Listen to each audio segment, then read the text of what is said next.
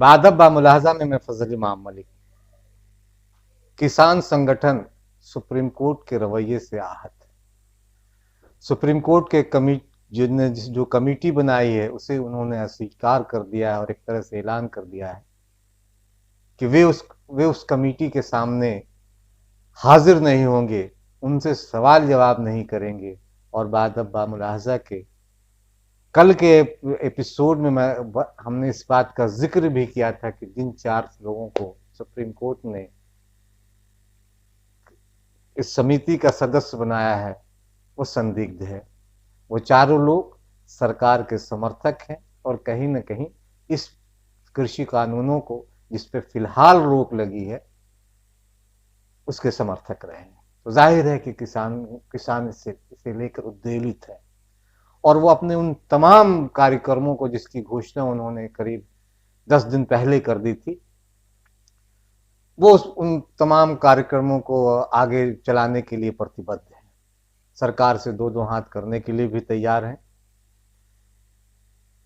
Supreme court का ने जो कमेटी बनाई, इस कमेटी को लेकर संशय भी है और सवाल भी हैं। जाहिर है कि सारे सरकार समर्थक लोगों को अगर कमेटी में शामिल किया जाएगा तो इस पे सवाल तो उठेंगे ही।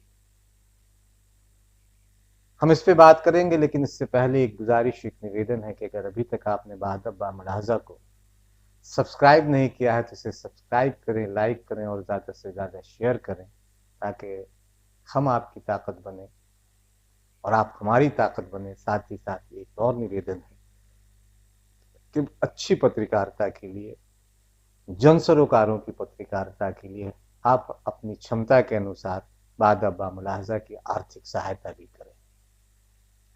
तो किसान उद्वेलित है। काले कानूनों की प्रतियां आज दिल्ली की सीमा पर प्रदर्शन कर रहे किसानों ने जलाई। इस आंदोलन को उन्होंने और आगे बढ़ाने का फैसला लिया है और 26 जनवरी को, जैसे कि पहले से घोषित था, उनका कार्यक्रम घोषित है कि ट्रैक्टर रैली निकाली जाएगी। हालांकि इसे लेकर भाजपा सहित दक्षिणपंथी संगठन, भाजपा के सहयोगी सवाल उठा रहे हैं, इसके औचित्य पर सवाल उठा रहे हैं। लेकिन जो कमेटी बनी है इस पे बड़ा सवाल है, सुप्रीम कोर्ट ने जो बनाई है। दिलचस्प ये है कि किसानों ने कोई कानून नहीं मांगा और सरकार ने कानून बना डाला। सुप्रीम कोर्ट किसान गए नहीं, किसी कमेटी की बात नहीं की, लेकिन सुप्रीम कोर्ट ने कमेटी बना डाली। वो कमेटी जिसके सभी 4 सदस्य सरकार के समर्थक हैं, इन काले कानूनों के समर्थक हैं। जाहिर है ऐसे में न्याय कहां से मिलेगा। इसलिए किसानों ने फैसला कर लिया है कि इन काले कानूनों के खिलाफ जो कोर्ट, सरकार और किसानों के बीच मध्यस्थता करने के लिए जो कमेटी बनी है वो उसके सामने हाजिर नहीं होंगे। दिलचस्प यह है कि अभी भी उन किसानों को खालिस्तानी या पाकिस्तान से जोड़कर देखने की कोशिश की जा रही है। लेकिन सवाल ये है कि किसान क्या जो आंदोलन कर रहे हैं, प्रदर्शन कर रहे हैं, अगर वो खालिस्तानी है या पाकिस्तान के एजेंट है तो सरकार की खुफिया एजेंसी क्या कर रही है। कई और सवाल है और सवाल कमेटी पर भी है और सुप्रीम कोर्ट की साख पर भी है। सुप्रीम कोर्ट ने क्या, सवाल अब ये भी उठ रहे हैं कि सुप्रीम कोर्ट ने क्या सरकार को बचाने के लिए इस तरह का फैसला लिया, क्योंकि किसान तो कोर्ट गए नहीं। किसानों का कहना कि उन्होंने वोट देकर सरकार बनाई, वो सरकार से बात करेंगे, समिति से क्यों बात करेंगे। और ये रोक जो लगाई गई है कब हटा दी जाए पता नहीं। ये तो अंतरिम रोक है, एक तरह से फिलहाल इस पे रोक लगाई गई है। किसानों से कहा जाए कि आप अपना डेरा डंडा उठाकर चले जाएं अपने अपने घरों को, और फिर अदालत कह दे कि इस पर से रोक हटा दी गई। जिस तरह से सेंट्रल विस्टा वाले कार्यक्रम को लेकर रोक लगाया और फिर उठाया, हाँ 10 दिन के बाद ही इस पर से रोक हटा दी सरकार ने। तो बहुत सारी चीजें सुप्रीम कोर्ट को लेकर भी अब बहुत सारे सवाल उठाए जा रहे हैं। हालांकि अब फिर भी यह है कि अदालतों पर विश्वास है। लेकिन इस कमेटी के बारे में एक चीज जान लेना बहुत जरूरी है कि जो समिति के सदस्य बनाए गए उनका उनका बैकग्राउंड क्या है, उनका नजरिया क्या है, इससे बहुत सारी चीजों को आसानी से समझा जा सकता है। अनिल घनवत,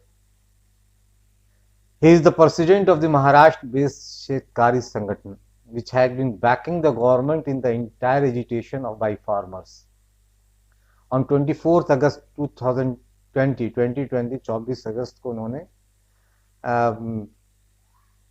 इस तरह की कही थी कि मेंबर्स ऑफ द शेतकारी, 24 अगस्त को शेतकारी संगठन के सदस्यों ने, members of the Shetkari Sanghatana across several districts in Maharashtra, इसका बेस महाराष्ट्र में इस संगठन का, submitted letters address to prime minister welcoming the farm bills. अब ये इसके सदस्य तो इससे समझा जा सकता है।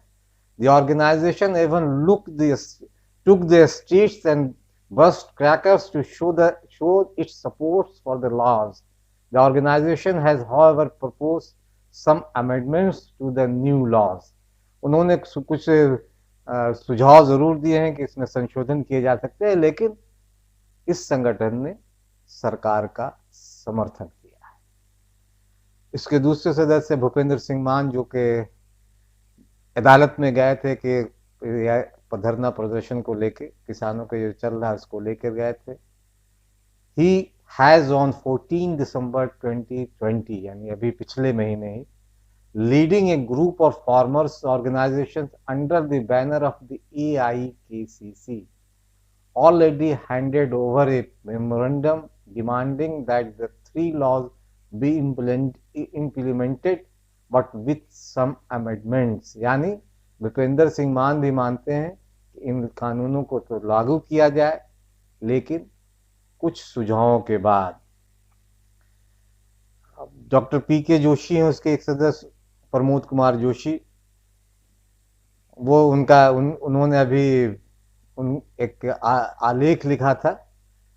He has strongly opposed giving a legal backing to the minimum support prices and has advocated contact farming as a win-win situation for all stakeholders।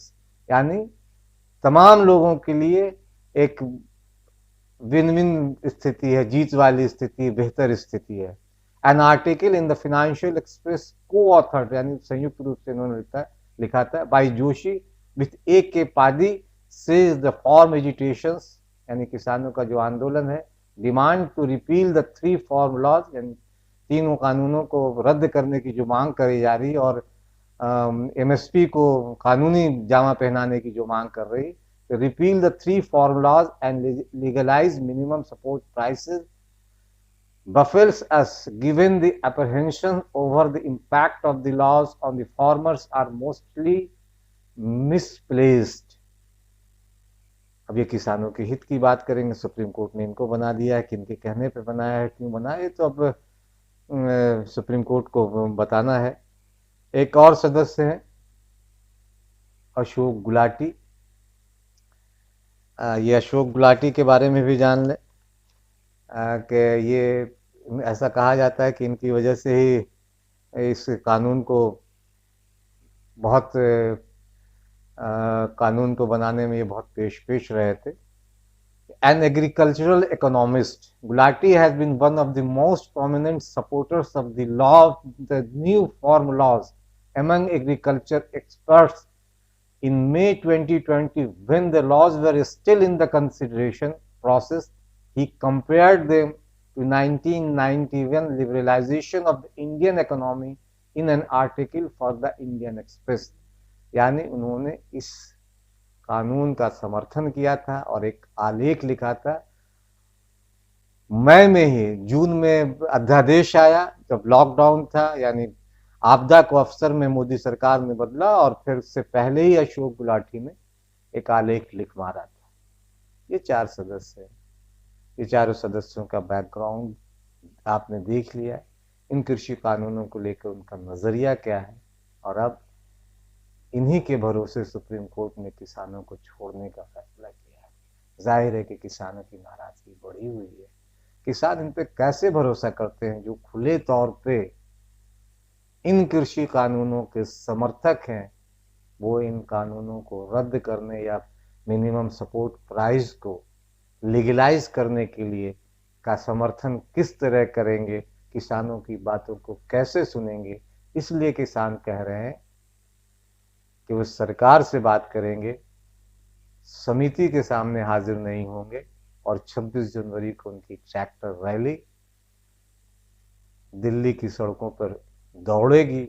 हालांकि इसे लेकर भाजपा और उसके संगठन, उसके तमाम दक्षिणपंथी संगठन या उनके चेला चपाटी कह सकते हैं या उनके अंधभक्त, वो सवाल उठा रहे हैं इस ट्रैक्टर रैली पे कि ये 26 जनवरी की अवहेलना तो नहीं होगी। इसकी अवहेलना की जा रही है गणतंत्र दिवस परेड की। लेकिन ये बात इन बातों को कहते हुए ये भूल गए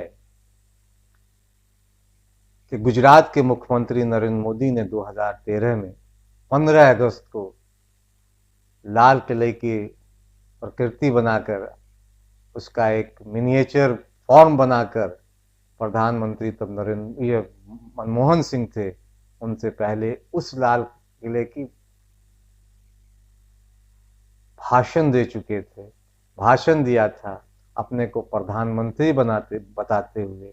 मुझे लगता है कि वो ज्यादा गंभीर स्वतंत्रता दिवस की अवहेलना थी बनस्पत ये कि रैली निकालेंगे। ठीक ही कहते हैं किसान नेता राकेश टिकैत कि आखिर हम तो भारतीय झंडा तिरंगा लेकर ही सड़कों पर निकलेंगे, हम किसी का विरोध, हम अपना जश्न गणतंत्र दिवस का मना रहे हैं, हम अपने तरीके से मनाएंगे, इसमें किसी को बुरा लगने की क्या बात है। ये गणतंत्र की अवहेलना कैसे हो गई, हम उसे किसान उसे अपने तरीके से मनाएंगे। बहरहाल इन सब चीजों के बीच कमेटी की विश्वसनीयता सवालों में है और सवालों में सुप्रीम कोर्ट भी है।